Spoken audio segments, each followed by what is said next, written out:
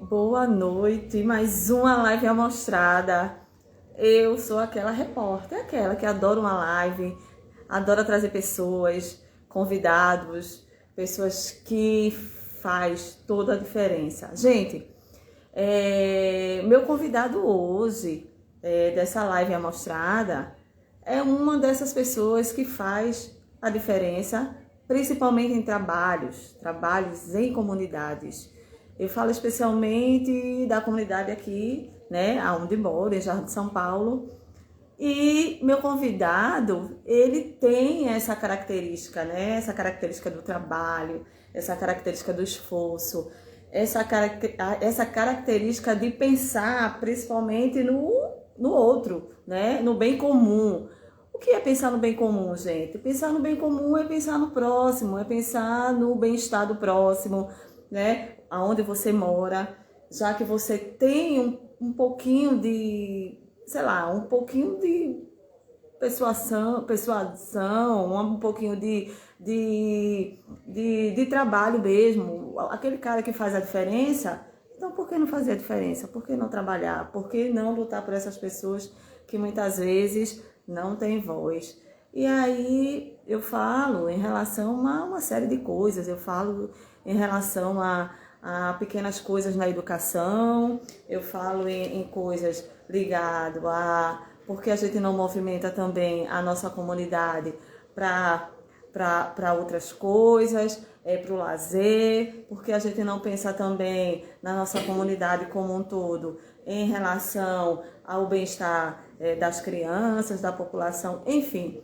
Então, quando a gente chama essas pessoas que faz a diferença, principalmente nas comunidades, é para realmente a gente conhecer e saber que tem gente mas muito bacana que trabalha, né? A gente só acha que os grandes, né, trabalham, né? Não, mas tem muita gente legal que, ó, é sua camisa. E o meu convidado hoje chama-se Pedro Leão, gente. Pedro Leão, que é da comunidade de Jardim de São Paulo, que tem um trabalho extensivo, né?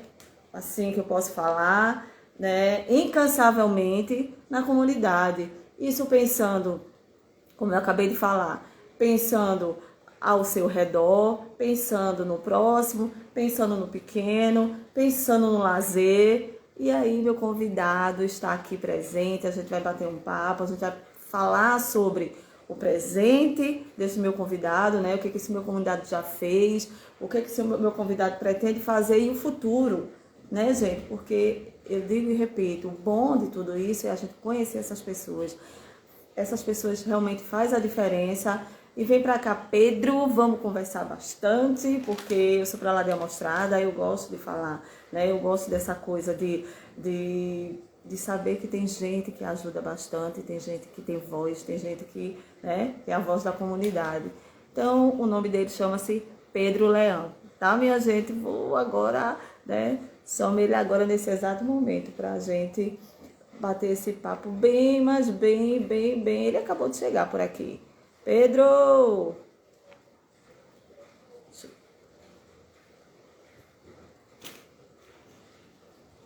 Vamos embora, Pedro. Vem, vamos conversar bastante. Vamos falar aqui das coisas que tu já fez, que tu anda fazendo aqui na nossa comunidade Jardim de São Paulo, gente. Porque eu moro, né, gente, em Jardim de São Paulo. Jardim de São Paulo é um lugar extremamente bacana, onde tem muita gente. Agora, vê, vamos lá. Aí, sobre todas essas coisas. E, primeiramente, eu quero que ele se apresente para vocês, para falar exatamente, né, toda essa trajetória dele, principalmente aqui no bairro de São Paulo. Boa noite, Pedro! Boa noite, minha querida. Tudo bom? Como está? Que alegria, viu? É um imenso prazer, né? Como eu acabei de falar aqui fazendo toda aquela introdução, eu gosto, Pedro, de falar com pessoas que fazem a diferença. Eu sempre coloco isso aqui. São pessoas que trabalham, a gente precisa conhecer. Tem muita gente, Pedro, que trabalha, que faz, que pensa no bem comum, que pensa no próximo, que pensa no bem-estar, que pensa no lazer. E você é uma dessas pessoas que que vem transformando cada vez mais, né? Começou com um pequeno gesto e hoje transforma isso pensando na educação, pensando no curso aqui, pensando no bem-estar ali. Vamos colocar uma dancinha, uma zumba para que as pessoas possam se movimentar. Vamos pensar, e isso, Pedro, é realmente pensar no bem comum, é pensar no próximo, né? Mas antes de eu começar a falar, que eu falo pra caramba, eu quero que você se apresente, eu quero que tu comece a falar toda essa... Como foi que tudo começou? Quem é você, né? O que é que você acha? O que é que você tem dessa representatividade toda que eu venho te colocando aqui em relação a trabalhar em comunidade, Pedro? Primeiro, eu fico muito feliz com as suas palavras, porque, de fato, enfim, são palavras muito generosas, na verdade. A gente tem um trabalho comunitário há muitos anos aqui em São Paulo, e, enfim, mas sempre fui nascido e criado na igreja, e fiz esse trabalho, é a minha base, sem dúvida. Assim, a paróquia de São Paulo é a minha base, e desde muito cedo eu sempre gostei de política. Política num sentido mais macro, assim, no sentido de social, enfim. Eu lembro muito bem que, quando eu era pequeno, a gente ia para o colégio, e meu pai parava para comprar jornal. Antigamente, quem é novinho aí não sabe não, mas antigamente existia jornal, né? Comprava jornal no meio da rua. E aí, meu pai, quando comprava o jornal, minha mãe pegava a parte de novela, meu irmão pegava a parte de esporte e eu pegava a parte de política. Isso bem pequenininho, assim.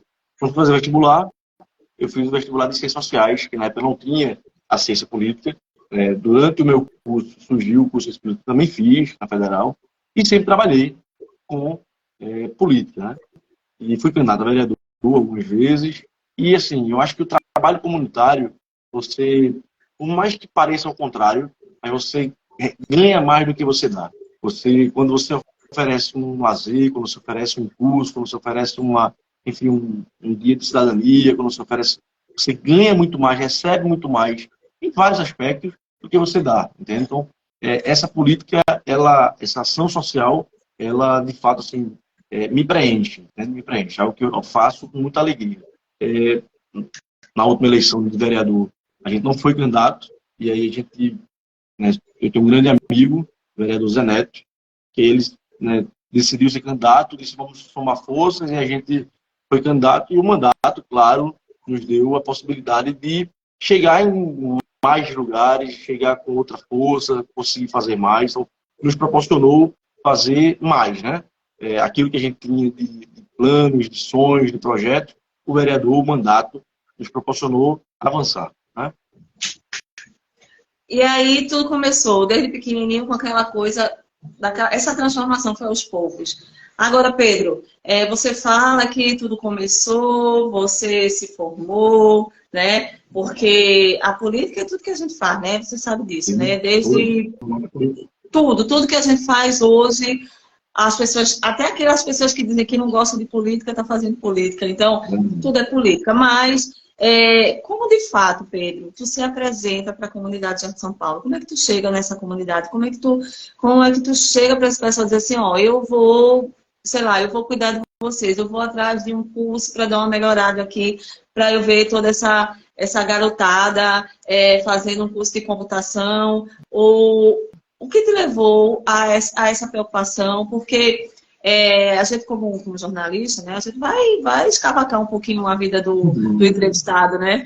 E aí, a gente, escavacando toda a tua trajetória, eu vi que uma das preocupações que do início você ainda tem é em relação à educação, e a gente sabe que nas comunidades pouco se oferece em relação a essa garotada, esse pessoal está aprendendo, esse pessoal está cada vez mais buscando. Então, eu queria que tu contasse um pouquinho sobre esse teu iniciozinho mesmo, esse teu princípio aí, essa base aí. Então, você perguntou como é que a gente chega na comunidade, né? Assim, eu nasci e criado em São Paulo, já conheço São Paulo desde sempre, né? Eu nunca morei em outro bairro que não seja Jardim de São Paulo. E morei em muitos lugares de Jardim de São Paulo.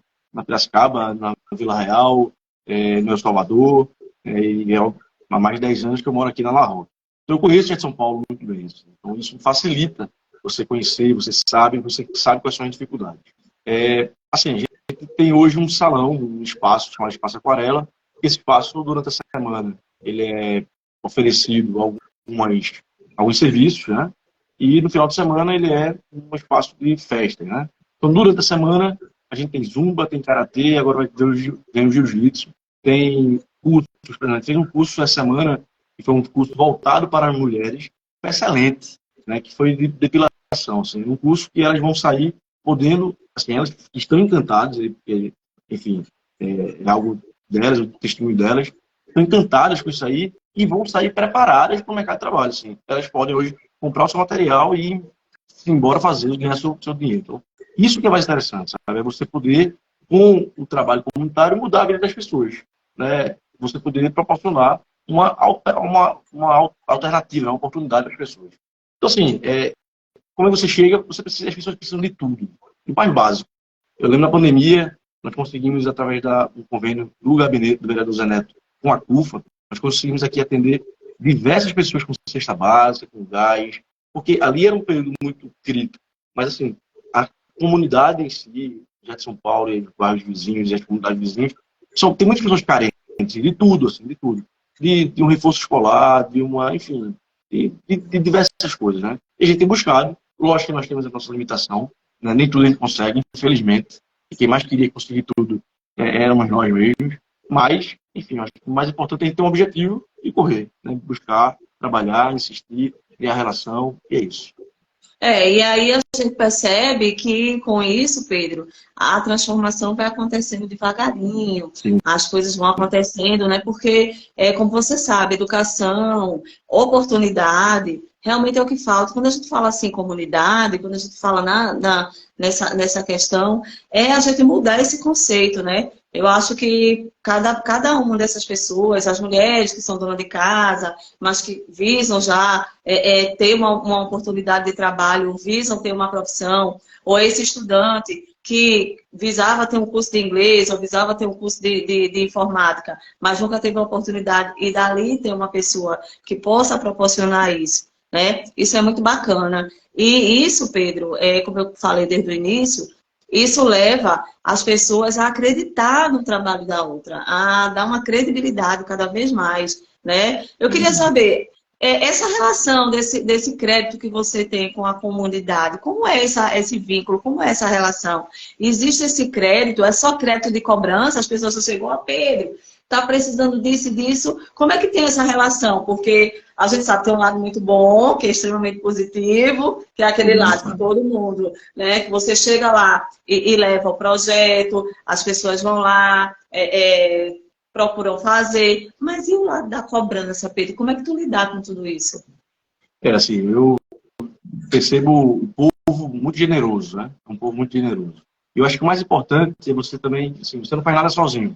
Você precisa trazer as pessoas para junto. Então, as pessoas não confiam apenas em Pedro, mas confiam em Milton, confiam em Carminha, confiam em tantas e tantas pessoas, Jeremias, em Selene, em tantas e tantas pessoas que fazem parte do nosso grupo.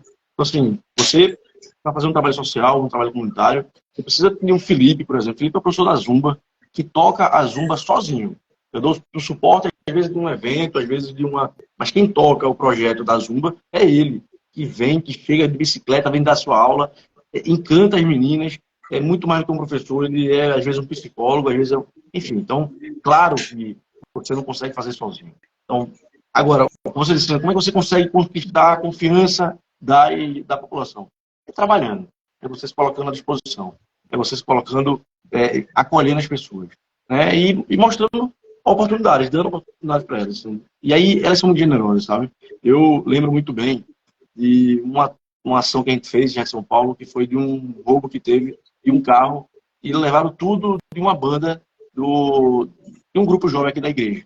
E nós fizemos uma feijoada gigante, só que foi um dia bem complicado, porque tinha muitos outros eventos. E eu lembro que um pessoal lá no Campo do Arroz, estava lá dois times de futebol, um torneio lá, e eles disseram, não, vamos lá para essa feijoada. E o próprio povo foi quem foi lá para poder comprar a feijoada, fazer, e a gente conseguiu comprar os instrumentos do pessoal. Por quê, assim? Porque é isso. Se a população ela não entender, não se fazer parte. Agora a gente está com um projeto agora com os Galácticos, que é um projeto social belíssimo em São Paulo, também lá no Campo da Rua. São 80 crianças. E eles precisam agora se inscrever, né? Enfim, tem padrão, tem tudo. E eles disseram, Pedro, vai ter agora o São Pedro na tua casa e tal, então vamos fazer lá um sorteio, uma rifa. Vamos fazer. Eu tenho certeza que vai dar certo, porque as pessoas são generosas. A pessoa, quando vê que o trabalho é sério, ela é generosa, ela participa, ela se envolve. Né? Então, é isso. Eu acho que é você ter um time, ter um grupo, né? Somar com as pessoas e contar com a generosidade, né? E só conta com essa generosidade quando você é sério. Se eles veem que é um negócio que não vai ser sério, que não vai dar certo, ninguém vai participar de algo que não vai dar certo. Né? Você falou uma coisa certa, né, em relação a isso, né? A conquista primeiro vem, né, para poder as pessoas realmente confiar no trabalho, né? Mas, Pedro, diante de todo esse teu trabalho, e aí tu já mostrou, tu já falou que ao total são quantos anos já, Pedro, trabalhando, buscando oportunidade, trazendo... Em 2007, a gente teve um trabalho comunitário interessante, 2007. Como eu disse, logicamente que nos últimos anos a gente conseguiu tirar do papel muita coisa através dessa parceria com o Zé, o vereador, ele com o mandato. Eu acho que foi muito, muito interessante, assim, foi muito acertado. Né? Eu sou muito ruim de aposta, eu nem aposto porque eu perco tudo. Né? Dando pau ímpar, eu costumo perder. Mas eu acho que essa foi a aposta mais certa que eu fiz, assim, né? De ter desistido da candidatura, de ter unido força. E às vezes quando a gente une força, às vezes você tem um sonho, você tem um desejo, mas o nosso desejo não é de ocupar um espaço, ou ocupar um cargo, é de fazer alguma coisa pela população. Então, às vezes, você está de frente, às vezes você compõe, tem a sorte de compor com alguém que é recíproco também, e aí, enfim, o importante é a gente poder trabalhar juntos, e trabalhar pelo povo. Você falou em relação a um sonho, né, que você chegou a ser candidato, né, saiu candidato, né, mas desistiu. 2.136 votos. Uma votação assim, expressiva para alguém que era de comunidade, alguém que não tinha recurso. Mas, assim, eu falo isso com muito orgulho. Eu não falo dessas vezes que eu fui candidato. Eu não falo com nenhum sentimento de tristeza, ou de nenhum sentimento de... Não, falo com muito orgulho. E foram 2.136 pessoas que saíram de casa. Eu fico imaginando 2.000 pessoas assim, numa fila, tá, para chegar da La Roque até a praça. Né, 2.000 pessoas saindo para votar em você. Isso é muito orgulho, assim, isso é muito bom, isso é muito bonito, sabe? É verdade. Exatamente. As pessoas, justamente, voto é confiança, né? Voto também é cobrança. Então, a partir do momento que você vota, tem aquela certeza de quem vai votar e que aquela pessoa vai lhe representar, principalmente o vereador, né? Alô, vereador que está aqui na live. Principalmente o vereador, porque tem muito isso, essa confiança, as pessoas confiam muito, né? Então, essa confiança que toda a comunidade usa, principalmente a La Roque, especialmente, tem em você, Pedro. Vamos iniciar. Eu vi, né, eu dei uma sondada também, que Pedro, né, é um pré-candidato ao Conselho Tutelar. Agora eu te pergunto, Pedro, Conselho Tutelar, cuidar das crianças, cuidar das nossas crianças, é um campo muito amplo. Aí eu te pergunto, assim, que sentimento, o que foi que te levou realmente a pensar ou a querer realmente, de fato, ser conselheiro tutelar? E como é que se deu todo esse processo aí, né? Prova, estudos, né? O que realmente te levou agora a esse passo, mais um novo passo que você está pretendendo dar agora, né? Nesse presente agora, né, gente? Porque daqui a pouco a gente vai falar do futuro também. É verdade. Não, assim, Ana, eu acho que cuidado para a criança, a gente percebe ao longo da história que foram criadas leis, estatutos, enfim, medidas que puderam perceber nessa parcela da população como pessoas que precisam de um cuidado especial. E aí surgiu, após o ECA, em 1990, surgiu o papel do conselho tutelar, do conselheiro tutelar. Qual é a ideia? É tirar do meio da comunidade alguém que conheça a realidade da comunidade e que tenha a intenção de defender, de garantir o direito das crianças e adolescentes. As crianças e adolescentes hoje, ela tem o direito integral, direito em tudo. Então ela tem a primazia em todos os aspectos, seja na saúde, na educação, na segurança, na moradia, enfim, em todos os aspectos de direito que você imaginar, a criança e o adolescente, ela tem a primazia. E precisa de alguém que possa buscar esse direito, garantir esse direito. E esse é o papel do conselheiro tutelar. Eu acho que, assim, muito mais do que o cargo de conselheiro, ou, enfim, eu acho que é importante você ter o cargo, ser nomeado, você ter esse reconhecimento, é importante isso, até para lhe dar uma certa credibilidade junto a essa cobrança, essa luta diária que é. E aí eu quero fazer aqui um registro de todos os conselheiros tutelares do Recife. Eu tenho acompanhado mais de perto, que a gente tem feito um curso, né, próximo, né, eu tenho acompanhado o trabalho deles. O trabalho do conselheiro tutelar não é um trabalho fácil, é um trabalho que requer muita dedicação, porque a gente trata com aquilo que é de mais importante, mais belo, que é a criança. É você garantir o direito da criança. Então, assim, eu acho que muito mais do que o cargo, a função que me encanta, sabe? Essa função de... E saber que eu, com toda a modéstia, de coração, mas saber que eu estou preparado para isso. Eu vou conseguir cumprir um papel que eu estou disposto, animado e preparado para cumprir esse papel de garantir o direito das crianças. Então, assim, por exemplo, uma vaga de creche, uma vaga no hospital, não é que o conselheiro ele vai dar. O conselheiro ele vai depender de muitas outras, né, Na verdade, o que existe hoje é um sistema de garantia de direitos, onde o conselheiro ele é um papel. Mas a saúde faz parte, a educação faz parte, o prefeito faz parte, a Câmara de Vereadores faz parte, o governo estadual, enfim, todos fazem parte. O Ministério Público, o Judiciário, a Polícia, todos fazem parte desse sistema de garantia de direitos. E eu entendo que, estando nesse sistema, eu vou poder colaborar, vou poder dar minha parcela de colaboração nessa luta pela garantia do direito da criança e do adolescente. E aí, você falando aí, eu fiquei pensando, Pedro, nem todas as pessoas que querem ser conselheiro tutelar podem ser conselheiro tutelar, né? Me explica um pouquinho sobre esse processo todo. No caso, tem que fazer curso, tem que fazer provinha, como é que é? Como é que se dá tudo isso? E se fosse uma provinha, era bom. Eu estou mais careca, quem me conhece sabe, eu estou mais careca do que um mês atrás, porque a prova, ela, de fato, ela é exigida.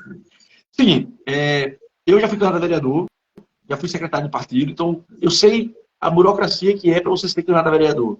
Você tira as certidões, você se filia a um partido, enfim. Mas, sem sombra de dúvida, a eleição do Conselho Tutelar, ela é muito mais exigente. E aí, quando você está de fora, você acha que isso é um exagero. Porque, enfim, para que tanta coisa? Mas eu acho que, na verdade, assim, ela é necessária. Então, são várias etapas, vai. Você, para ser candidato, não é nem na eleição, se chama de processo de escolha. Dentro do processo de escolha, eles pedem que você participe, que você comprove 2 anos, né, 1 ano em cada instituição, em duas instituições diferentes, passar 1 ano fazendo um trabalho voltado para garantir o direito da criança e do adolescente. Então, isso é importante demais. Eu fui fazer esse voluntariado numa escola lá no Espinheiro e no Alto Zé do Pinho, uma entidade chamada Dom João Costa. E assim, vou até fazer um parênteses aqui, porque quando eu decidi que planejei ser candidato, eu procurei as instituições próximas aqui da minha residência e eu não consegui. Todas elas eu tenho muito carinho, assim, muito amizade, mas todas elas têm um envolvimento político com alguém que tinha um mandato que não era nosso. E por achar que a gente estaria seria um candidato que poderia ameaçar alguém que estava lá ou que ia disputar, não nos permitiram fazer esse trabalho voluntário lá. Então eu tive que ir para o Alto Zé do Pinho e tive que ir para o Espinheiro fazer esse trabalho lá. Mas foi muito importante. Por quê? Porque você consegue ter contato direto, cotidiano, com as pessoas, com as crianças. Então isso é importante com a educadora, com a mãe, com a própria criança, a própria adolescente. Então esse trabalho de voluntariado, ele nos dá uma preparação. Isso é extremamente válido. Depois disso, você faz o psicotécnico, né? O meu foi semana passada, está esperando o resultado, e passando o psicotécnico, você vai para a prova, que está prevista para o dia 1º de julho, 2 de julho. Uma prova, assim, muito exigente. De diversos assuntos, assim. Toda a legislação envolvendo criança e adolescente, noções de Constituição, noções de penal, a lei Riborel, que é uma lei nova, foi agora, enfim, que trouxe algumas atribuições para o papel do conselheiro mais fortes, assim, ampliou essas atribuições do conselheiro tutelar. Então, depois da prova, você vem, enfim, para o processo eleitoral, né? O processo da escolha popular, né? Da consulta popular. Então, tudo isso aí termina em outubro, né? Então, esse processo é desgastante, muito desgastante, mas necessário, sim, muito necessário. Estou vendo aqui, ó, um amigo dizendo, boa noite, estou com problema de iluminação no poste, pode ficar tranquilo, depois a gente vai procurar, viu? Pra gente falar. Aí, no caso, Pedro, só outubro, aí, no caso, vocês, fazendo essa prova, vocês têm quantos dias para a campanha, mais ou menos? Vai para o dia 2 de julho, eu não vou te dizer agora bem, porque houveram algumas alterações também, mas vamos dizer que 10 dias depois, alguns dias depois, sai o resultado. Dia 12, aí depois tem sorteio de número, enfim, várias situações, vão divulgar os locais de votação, e no dia 12 de agosto começa o processo eleitoral. É campanha mesmo, você pediu voto, ir para casa em casa, enfim, é isso. E aí as pessoas votam, saem para votar. Como é que funciona todo esse processo eleitoral? No caso, você está dizendo que a campanha é igual a uma campanha... Sei. Eu já não estou ainda candidato, eu só me coloco como pré-candidato, porque eu estou nesse processo para passar. Se Deus abençoar e a gente estudar, fazer a nossa parte, Deus abençoar, a gente poder passar na prova, a gente faz vai para a eleição e se torna candidato. Agora, como é que se dá? Quem é que pode votar? Recife é dividido em RPA. Então, são na verdade, 8 conselhos. Tem 6 RPAs, mas tem 2 RPAs que tem 2 conselhos. É a 3 e a 6. O que é que diz a lei? A lei fala que a cada 100 mil habitantes, naquela RPA, tem que ter um conselho, certo? A RPA 5, que é a nossa, já de São Paulo, Afogado, Mangueira, Machadinha, São Martinho, são 16 bairros, Totó, Sancho, enfim. Nós já passamos de muito desse número. A ideia de todo mundo, o entendimento de todo mundo era que nessa eleição já tivéssemos 2 conselhos lá aqui nessa região. Mas, enfim, essa é uma decisão política, uma decisão da gestão. A gestão ainda não teve os 2 conselhos. É uma luta que nós precisamos travar ainda para a próxima eleição. Então, nessa agora só tem um conselho, certo? Então, todo mundo que vota nessa região, você pode até morar em outro lugar, mas se seu título for dessa região, da RPA 5, você pode votar em algum dos candidatos que vão se colocar para o Conselho Tutelar. E aí, qual é o local de votação? Não sei ainda. Quem ainda não sabe. Vamos dar só um exemplo. Já de São Paulo. Já de São Paulo tem 7 escolas que na eleição geral, na eleição normal, eleição de deputado, vereador, prefeito, 7 locais aqui. Balbina, Dom Bosco, 2001, são 7 locais que têm votação. Na eleição do Conselho, reduz esse número. Por uma questão de custo, de logística, de participação das pessoas também. Então, reduz o colégio, vão ser 3. Geralmente são 3, certo? Então, na eleição passada, se eu não me engano, foi Balbina, Dom Bosco e Trajano. 3 colégios. Então, o que acontece? Alguém que vota no Monte Líbano, no antigo Monte Líbano, que hoje já fechou, e vota no antigo Monte Líbano, vai ser deslocado para algum outro colégio. E essa informação só sai em agosto. E até lá, né, aí a gente continua com os trabalhos. E aí eu queria que tu falasse, até lá, o que é que Pedro Leão vem fazendo. Porque, além de ter todo esse processo dessa espera, né, que eu sei que não é fácil, porque eu acho que você já está se preparando aí, principalmente para essa prova, para tudo dar certo. O que é que Pedro Leão vem fazendo? Quais são os planos para o futuro? O que é que Jardim de São Paulo pode esperar daqui para frente em relação a benefícios? Quais são os planejamentos? Quer saber, a gente quer saber tudo. A gente está aqui, eu estou bem conduzindo o Jardim de São Paulo aqui na live. E aqui eu queria só falar que tem gente aqui de Jardim de São Paulo, tem gente do Sancho, tem gente lá da Mostardinha, né? Tem um monte de gente do São Martinho, do Vietnã, então aqui meus nossos amigos estão aqui.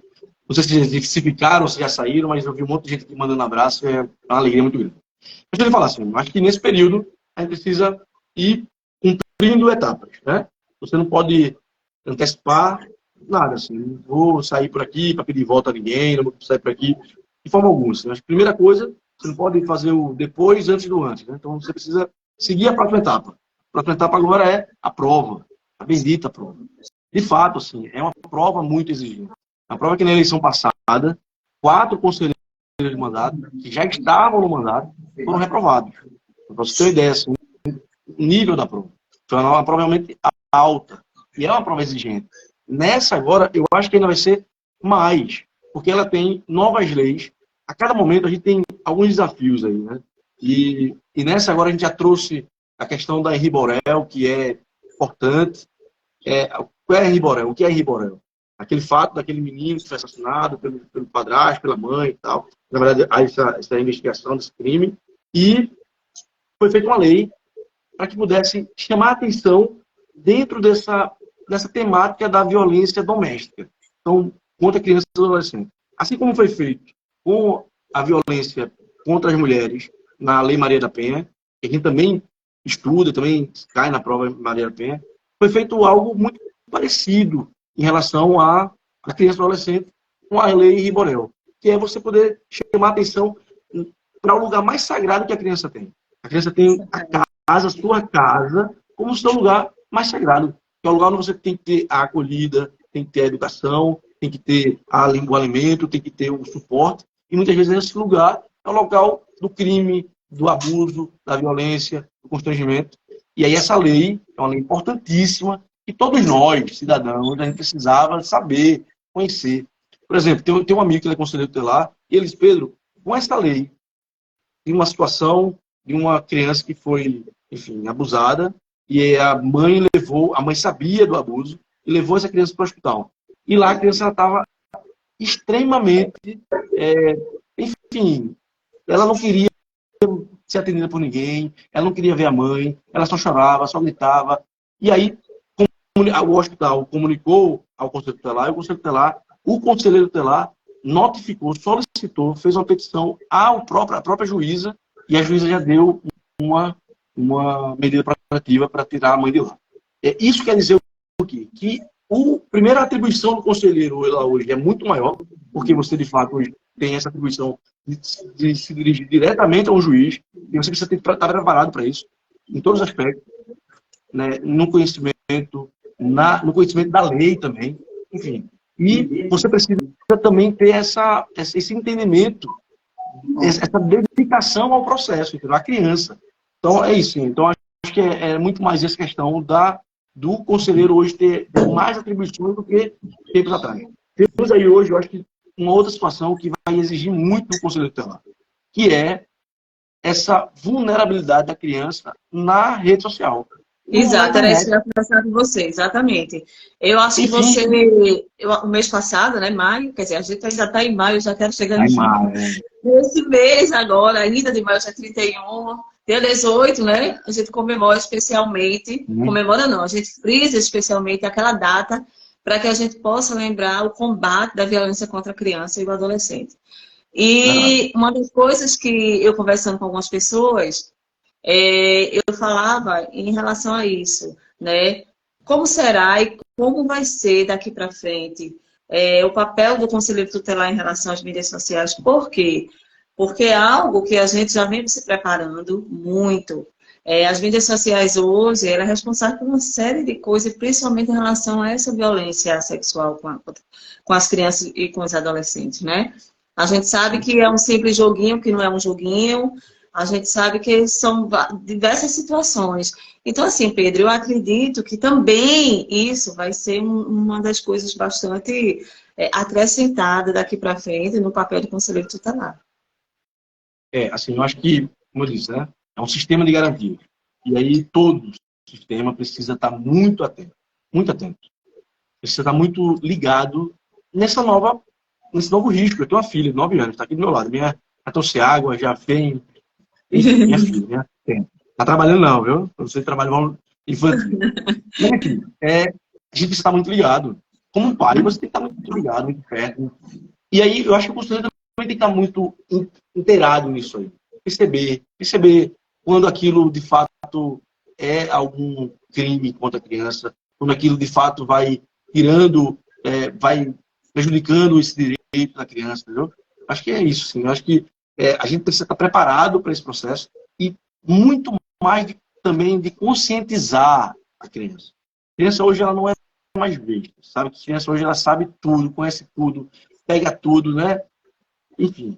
Então a criança precisa estar entendida disso aí, ela precisa perceber isso aí, né? Os riscos que ela corre, onde é que ela está, como é que ela está. E ela precisa ter a liberdade para falar. Seja com a mãe, seja com o pai, seja com o professor, seja com o conselho tutelar, ela tem que estar livre para denunciar, para saber. Né? Tem um processo assim, que eu acho muito legal, que era aquilo que carícia não é carinho, né? Carícia não é carinho. E a criança precisa entender que não é, essa carícia não é, isso aqui está errado. E assim, você precisa estimular que a criança fale, né? Que a criança tenha essa liberdade para falar. Porque muitas vezes ela não entende ali, não percebe, não, enfim. Mas é isso, é esse conjunto da criança, do pai, e o conselheiro está ali também nesse sistema de garantia do direito dela.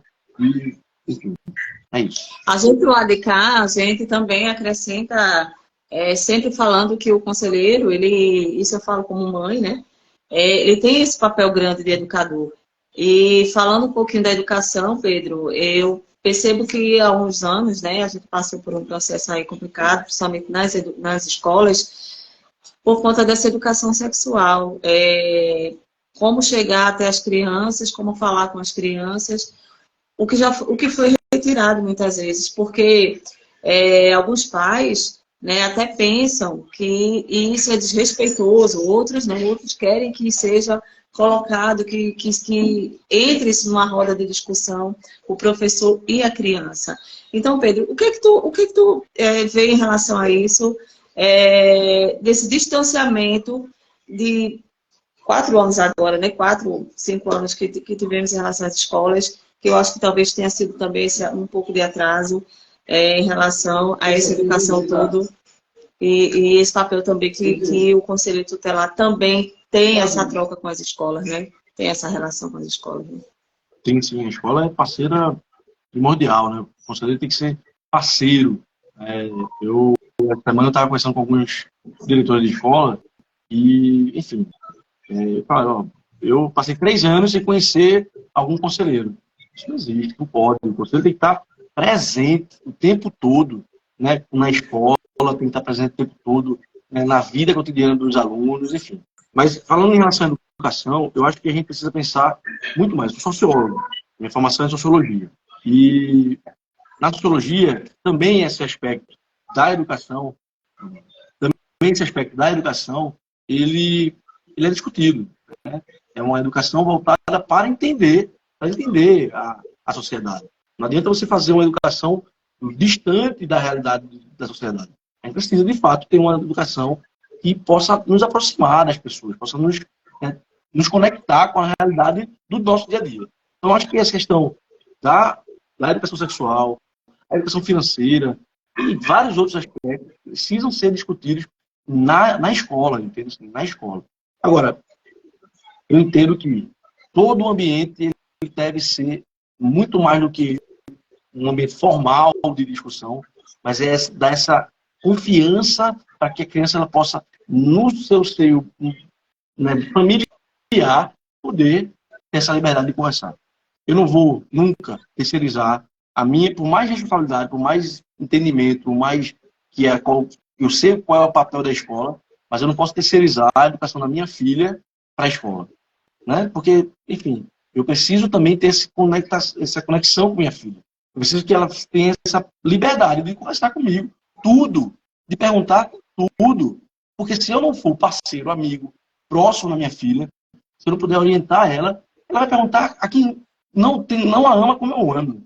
Né? Então, assim, eu quando eu converso com minha filha, eu falo com o maior amor do mundo. Né? Porque é a minha vida. Minha filha, sua filha, você sabe seus filhos. Então, enfim, quem mais ama nossos filhos do que nós mesmos, né? Então, se a gente não puder, se eles não tiverem na gente essa confiança de conversar, de falar, eles vão procurar alguém que não tem esse mesmo amor, entende? Minha gente, aí, quais são os planos para o futuro, Pedro? Já, doutora Ana. Tanta gente legal entrando aqui, né? Então, eu tô vendo o pessoal te mandando bastante energia positiva, bastante Muita luz. gente, Michele Uns mesmo, já que entrou agora com rezando você, pessoal já, que uns já trabalha estão comigo há rezando, mais de acendendo 15 anos. vela, fazendo promessa Ai, meu Deus, eu quero ver. para tu passar, para tu já garantir Bacana, já lá teu bacana. lugar lá como conselheiro já, né? Mas é isso, essa galera que confia, esse pessoal que vem aí acompanhando todo o teu trabalho de perto, são essas pessoas também que desfrutam de coisas que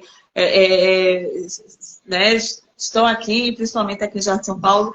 Não quero falar de Jardim de São Paulo só não, tem pessoas de outros lugares que Pedro anda por Sim, aí, um abraço para todo mundo, né? Mas eu falo especialmente aqui desse cantinho, porque as pessoas, de uma certa forma, desfrutam, estão por aqui, né? Desfrutam de um lazer, desfrutam de uma zumba, de um curso, né? E é isso. E o claro. A Deus pertence junto com Deus, passando na prova e conseguindo ser conselheiro tutelar, é isso? nessa luta, né? Nessa luta, enfim, eu entendo que não é fácil, não é fácil, não é um processo fácil. É um processo que desgastante demais em vários aspectos. Assim. Até o próprio processo eleitoral mesmo, assim, que eu já participei, tive experiência de participar em alguns momentos. Não é um processo fácil, sabe? Mas eu espero, sinceramente, claro que você vai defender suas ideias e tal, mas eu espero que fique tudo à base das ideias, da política, entende? Não precisa levar para o Exato. pessoal. Isso é muito ruim, sabe? Quando a gente faz, a gente passou aí, tem vivido ainda, mas eu acho que diminuiu um pouco, essa essa disputa tão polarizada que prejudica, sabe? E muitas vezes, quando a pessoa era Bolsonaro, o outro que era Lula já nem falava. E vice-versa. Quando o outro era Lula, o Bolsonaro já nem falava. Não, eu ainda Não estou dá de para ser. ressaca disso, eu ainda estou de ressaca. Não, não, Ainda dá uma ressaca. ressaca, Mas, assim, ressaca total. eu entendo que a política, a gente tem a oportunidade de discutir o preparo. Quem é que está preparado para isso? Quem é que está pronto para isso? Né? Alguém do meio da comunidade que é tirado e vamos tirar essa pessoa para colocar, para defender os direitos das crianças. E assim, eu digo a você, eu não estou querendo, né, sendo pré-candidato para passar 4 anos de férias. Não, eu estou sendo candidato para passar 4 anos trabalhando, né? E numa função muito exigente, muito exigente. Que é isso. Então, eu estou consciente dessa luta, estou consciente das responsabilidades e estou consciente de que a gente, né, consegue fazer esse papel, dar conta desse serviço, entende? É isso. E É aí você fala isso. sobre o futuro, o que a gente tem para fazer, né? Não vou perder a oportunidade de falar. A gente tem muita coisa, né? Em São Paulo, a gente tem muita coisa que a gente já fez, se a gente para um pouco para fazer um apanhado de tudo que nós já fizemos aí, né? E eu volto a falar no meu amigo, meu irmão, Zé Neto, porque assim, foi o cara que conseguiu me dar esse suporte de fazer as coisas, tirar o papel, e que tem compromisso com o bairro. Tem compromisso com essa região, sabe? Tem compromisso com o São Martim, com o Sancho. Aqui no Sancho, tem um local ao lado ali do muro do presídio, que era um ponto crítico de lixo. Era um lixão. Zé foi, chamou a prefeitura, discutiu a comunidade. Hoje é uma praça que, se você passar lá, é coisa linda de se ver. No Vietnã, ali no São Martim, que tem de beco. O Vietnã é uma comunidade muito, muito carente. Que tem de beco que a gente construiu em parceria, né, no programa parceria com a prefeitura e com recurso próprio, não está no gibi. O primeiro ofício que Zé fez, estou falando fora de São Paulo, eu vou falar um pouco de São Paulo. O primeiro ofício que Zé fez foi de São Paulo, foi para Vietnã, foi a rua Leila Félix Caram. Claro que outros vereadores, como a vereadora Natália Menudo, o vereador Heriberto Rafael, também ajudaram nesse processo. O prefeito me disse, essa obra aqui são dos 3 vereadores, de Zé Neto, de Natália e de Rafael. Os 3 estavam lá pedindo e tal.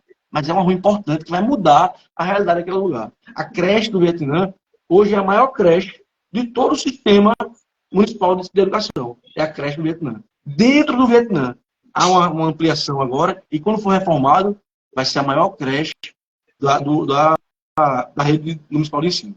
Você vai para Mostardinha, por exemplo, você vai para Mangueira, você vai em todo lugar, você tem alguma coisa. Você vai para o Caçote, uma rua, a Rua da CUT, o pessoal do Caçote está por aí, a Rua da CUT, que há 35 anos o pessoal brigava para calçar.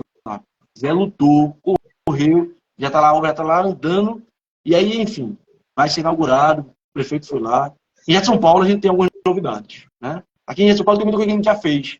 A praça lá do Planeta de Macacos, lá no Planeta de Macacos a gente tinha ali, ó, a gente tem lá agora a reforma na praça, internet, de graça à população, uma associação nossa. Mas minha internet, vou pra lá, viu? Vá para lá, internet gratuita, Recife Conecta. Milton Lucas, que é uma liderança lá da Rede Bancária, falou, procurou, a gente foi lá e fez. Enfim, tem várias e várias outras ações que a gente fez aqui ontem. E tem outras, olhando para o futuro, outras ações aqui que são importantes. O calçamento da 30 de outubro é algo que o prefeito zero ficar com raiva de mim, porque vai dizer, o prefeito tem que anunciar. Mas está lá na lista dele já, então, enfim, a 30 de outubro vai sair do papel, uma avenida importante, que vai desafogar esse trânsito aqui, né, da Leandro Barreto, vai desafogar um pouco mais esse trânsito, e a Rua Itaí. E vamos continuar lutando para um monte de coisa sair. Tem aí uma solicitação nossa para fazer uma praça da infância lá no El Salvador, né, que já houve essa sinalização da prefeitura, que, né, é possível fazer, a gente vai correr atrás. Tem coisa que a gente consegue, tem coisa que a gente não consegue. É uma luta, e a gente precisa um dia fazer uma live aqui e trazer o pessoal do distrito. Tem uma luta que a gente não conseguiu e que a gente está com muita dificuldade, que é um posto de saúde para La Rota. Nós solicitamos, fomos na secretaria, pedimos, e eles nos deram um retorno dizendo que há um cálculo entre número de moradores e postos de saúde no bairro. E que aqui já está contemplado. E eu acho que não está. Eu, sinceramente, acho que não está. Mas é uma luta. São lutas. E aí se soma os moradores, as lideranças, o vereador e a gestão. Porque a gestão também quer fazer o bem. A gestão não quer. Né? Eu vejo aí pessoas falando mal. Hoje o prefeito vai anunciar a ampliação de 6 creches. E o povo foi para a internet criticar o prefeito. Não existe. Assim, enfim, a gestão sabe que é um problema histórico. Sabe que é um problema histórico. Que tem 6 mil crianças fora da escola, a gente sabe disso. A gestão sabe disso.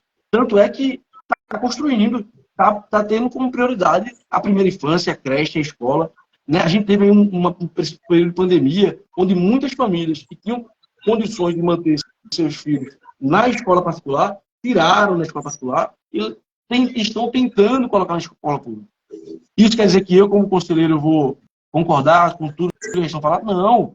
Se um dia Deus abençoar eu for conselheiro, eu vou pedir, solicitar, insistir, cobrar, que é o papel do conselho tutelar, é cobrar as vagas de escola. Agora, a gente precisa entender também que a cobrança precisa ser feita como um remédio. Se ela for mais do que a dose, ela se torna veneno. Não é verdade? Então a gente precisa, de fato, fazer algo e as pessoas entendam que ali é uma liderança que tem consciência, visão do que está acontecendo. O prefeito João Campos está fazendo uma grande gestão. E a gente vai, se Deus abençoar e chegar a ser conselheiro, a gente vai ajudar nesse processo. E eu tenho certeza que ela está aqui dizendo, Ana, a gente conseguiu colocar todas as nossas crianças dentro da escola, que é o lugar delas. Isso é importante. Você falando aí de tudo que já aconteceu, principalmente as obras que, né, Zé Neto já estava de frente, e aí eu fiquei pensando aqui no grande calendário da Globo, né? Eu não posso deixar de falar, porque o que o povo sofre com aquele calendário, antes que o calendário chegue na mão de Zé, ele já vai lá e carimba, né? Tá mais ou menos assim o processo, né? Assim, na verdade, assim, a gente vive num país que ainda é em desenvolvimento. Então, não tem recurso, infelizmente. Claro que tem muita coisa aí que poderia ter sido feita, que poderia, ao longo desses tantos anos, muitos erros, muitas falta de prioridade, colocar o dinheiro que era ser investido. Enfim, tem. Mas também a gente vive um país que precisa, que está em desenvolvimento. E que tem, muitas vezes, muito mais demandas do que recursos. Eu fico imaginando que administrar uma cidade como Recife não é fácil. Não é fácil. Mas tem que fazer. Tem que trabalhar. Tem que acreditar e perceber. Se você olhar para o Recife hoje, quando você anda, você vê a obra, você vê, né, a ação da prefeitura, a ação do prefeito, o prefeito jovem, o prefeito conectado, o prefeito que, né, se comunica com todo mundo e que está aberto. Eu sou muito... Eu votei nele e não estou aqui fazendo campanha para ele, não. Nem para defender gestão, não. Assim. Mas que não é meu papel. Nem me proponho a isso. Mas eu sou uma pessoa que tenho opinião também. Eu posso ter opinião também favorável ao prefeito. E eu acho que o prefeito tem feito muito, e muito mais. É um prefeito que está conectado. Hoje eu fui lá e escutei ele falando dessa prioridade que é a primeira infância. A primeira infância. As creches, né, as escolas. Enfim, isso aí, para mim, é algo que me motiva a continuar acreditando e lutando por essa gestão.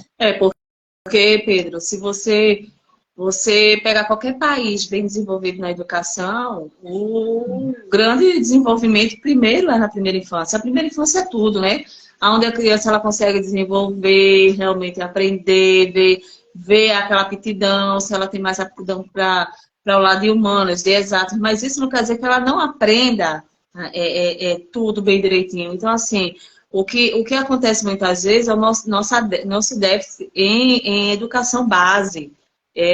Nas creches mesmo, nessa questão mesmo de dar oportunidade a essas crianças, porque o que a gente percebe muitas vezes? São crianças que passam por séries e vai passando, e quando chega em alguns determinados, na prova dos novos, a gente pode dizer assim, essas crianças sofrem, essas crianças, né, ficam abaixo de uma concorrência que muitas vezes a gente vê lá na frente. Isso é no vestibular, isso é numa prova que precise passar alguma, sei lá, para algum teste de alguma coisa, até mesmo para um emprego, uma coisa simples de emprego, uma redação e multiplicação. E aí a gente vê o quanto muitos estão abaixo, devido a essa educação base, que a coisa começa realmente lá embaixo mesmo, lá atrás mesmo. Eu sou filho de professora, né? Minha mãe é educadora desde sempre, enfim. E sou formado também em licenciatura. Minha primeira graduação foi em licenciatura. E, claro que a educação ela é prioridade. Você vê, por exemplo, o exemplo do Japão. O Japão levou 2 bombas nucleares, uma em Hiroshima e outra em Nagasaki, acabou com o país. 50 anos depois, o Japão era uma potência, porque investiu na educação. Não investiu em petróleo, não. Ele investiu na educação. Foi a educação que transformou aquele país nessa grande potência. E aí, a gente precisa entender isso mesmo. Assim. Isso também é garantia de direitos. Quando a gente fala de criança, eu disse lá no comecinho da nossa conversa aqui, que hoje a gente pensa nos direitos da criança como um direito integral. Tudo que for de direito, a criança ela é primordial. Mas a educação, ela é a prioridade da prioridade, né? Porque sem educação não existe. Educação, saúde, né? A criança precisa ter prioridade. O que acontece hoje? A gente teve uma situação muito complicada com o Conselho Tutelar, porque, enfim, as crianças estavam fora da escola, estavam tendo dificuldade de acessar a escola, por todo esse contexto que a gente falou, de pandemia e tudo mais. E eu me assumo um compromisso. Então, um compromisso. Né? Eu sempre falo que o nosso slogan é garantir direitos e promover cidadania. E aí é um compromisso nosso. Um compromisso que eu faço com todo mundo. Se um dia Deus me desse a oportunidade, o povo me der a oportunidade de ser conselheiro tutelar, eu vou estar o tempo todo atrás de garantir esses direitos. Seja na educação, seja na segurança, seja na saúde. Uma criança que esteja sem médico, sem hospital, sem remédio. Agora, isso é mais uma voz. Eu não vou aqui prometer que eu vou dar vaga de escola para ninguém, que eu vou dar, até porque isso é até proibido. Isso seria querer, né, menosprezar a inteligência do povo. O Conselho Tutelar não vai fazer isso. O Conselho Tutelar ele é uma voz. Você precisa procurar alguém que esteja preparado para falar por você, junto ao Ministério Público, junto ao Judiciário, junto à gestão. Enfim, alguém que esteja preparado para dizer, não, esse aqui vai conseguir. Tem gente que vai estar optando em fazer isso na briga, na confusão. Na briga, não vou. Eu vou fazer isso, né, na conversa, na amizade, sem baixar. A minha avó dizia uma coisa, não sei nem se é oportuno falar. Minha avó dizia, olha, não se abaixe muito não, senão o fundo aparece. Não é verdade que ele diz isso? Não, isso aí... Não vai se abaixar. Você está uma relação de parceria. O Conselho Tutelar não precisa ser uma guerra. Não, você precisa ser uma voz. Uma voz. E é isso que a gente tem se proposto. É isso, minha gente. Essa voz que a gente aqui está conhecendo um pouco mais, né? algumas pessoas já conhecem bastante e pretende conhecer ainda mais esse lado, se tudo der certo, se tudo correr bem, esse lado que vai garantir estar juntinho de todo mundo, aonde houver um problema, aonde precisar de uma vaga, ele vai ser a voz, uma vaga na escola vai correr atrás, aonde ele vai garantir, vai correr atrás de vaga de creche, né, vai estar lá atento a todas as denúncias que chegarem em relação à violência, em relação a essa criança estar passando por maus tratos, né? Porque, afinal de contas, o conselheiro tutelar, ele foi feito para isso, né? Para auxiliar, né? E, na verdade, a criação do conselheiro tutelar, Pedro, foi feito para isso, né? Foi para auxiliar toda essa violência, como você acaba de me falar, em relação à lei que foi criada, em relação à violência mesmo contra a criança, né? Isso, o ECA ele é muito claro. O ECA, o Estatuto da Criança e do Adolescente, é uma lei de 1990 e claro que nesses mais de 30 anos a gente teve muitas mudanças na lei, porque assim, lei nenhuma ela pode ser completa, né? Por isso que existem deputados ainda lá no Congresso, para poder ir sempre, né, aprimorando essa lei.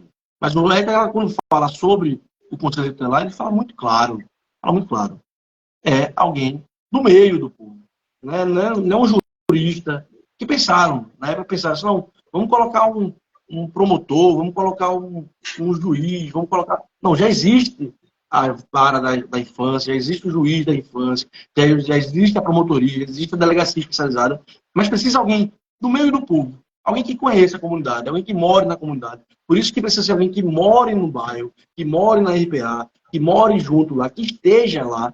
Não vamos atrás. E quem vem de fora, que vem de longe, que vem de... Não, vamos acreditar, entender, e quem circula por aqui. Hoje, eu tenho muito mais condições de cumprir esse papel, depois de estar no mandato, de estar como assessor do vereador, porque a gente consegue circular. Por exemplo, ver aqui uma Juscelia lá, mãe de Sofia, né, esposa do meu amigo Edinho, lá do Vietnã. A gente sabe a luta deles, conhece eles, sabe pelo nome, tem um acesso, tem um contato.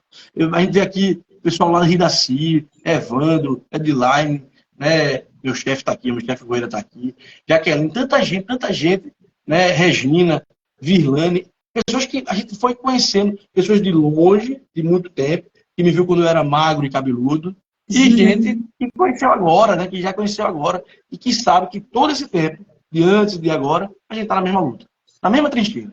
Agora é só, o que pede é para ficar numa função, não é nem o cargo, é a função mais específica.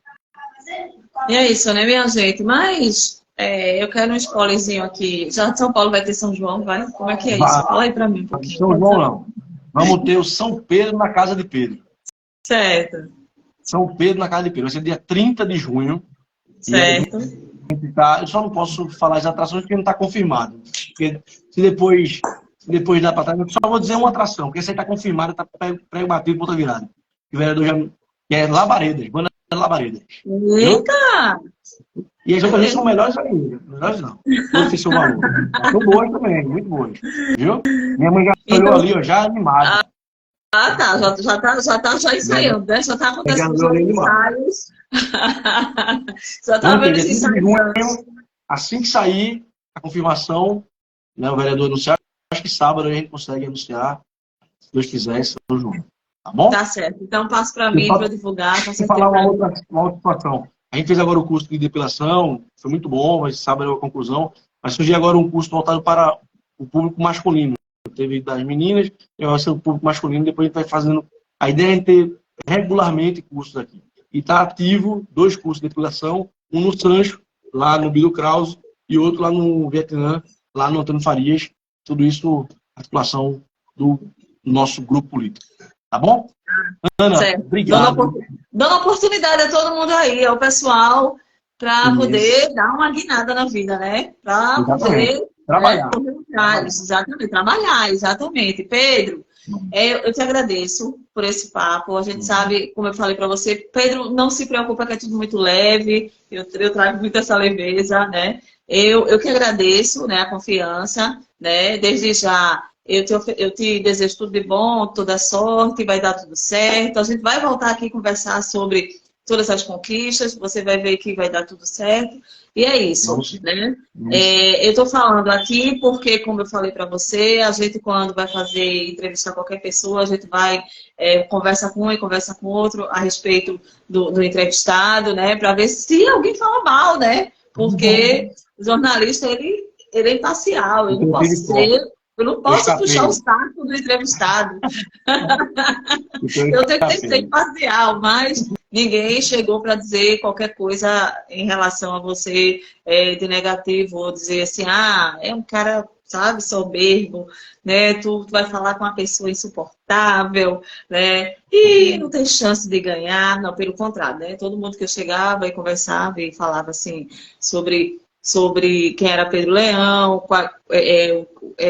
que as pessoas sabiam de você, né? Quais foram as oportunidades que já tiveram, né? Sendo vizinhos ou pessoas que moravam próximas, todas as pessoas da proximidade, todo mundo falou muito bem, dizendo que você realmente é o cara que trabalha, que busca a oportunidade, que dá chance, que dá voz. Então, eu só tenho que agradecer, tá? Por também ter a oportunidade. Enfim, primeiro é lhe agradecer demais. Acho que essa oportunidade aí, ela precisa ser feita. A gente já conversou sobre isso, né? Tem muitas ideias aí.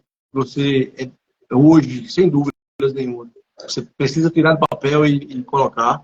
Queria deixar uma sugestão, que era no período da campanha, depois que passasse, né? Depois que passar a prova e, de fato, quem for candidato mesmo, poder fazer um debate, você promover um debate, uma live, não sei se consegue aqui com os de São Paulo, entendeu? Tem 2 grandes candidatos aqui que se colocam também, 2 pessoas que se colocam também como candidato. Um é Tiago Carvalho, que é candidato à reeleição, o outro que é pré-candidato à reeleição, o outro é João Negão, que já foi conselheiro e que também se coloca, né, como pré-candidato. Então, se, né, os 3 passarem, 2 passarem, 1 passar, seria importante você fazer essa live com os candidatos, não é nem um debate, enfim, mas se é um debate, uma coisa muito leve, uma coisa muito de ideias mesmo. Acho que todos os 3, né, que se colocam aqui de São Paulo são pessoas da comunidade, do bairro, e eu acho que é importante fazer isso aí. Só quem ganha é o bairro.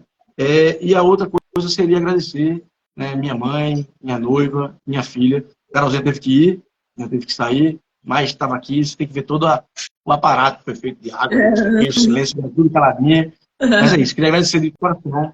E vocês participaram da live, meus amigos, pessoas que eu não via há muito tempo. Eu vi aqui Michele, Rejane, pessoas que há muitos anos que não tinha contato. E assim, graças a você, eu consigo rever.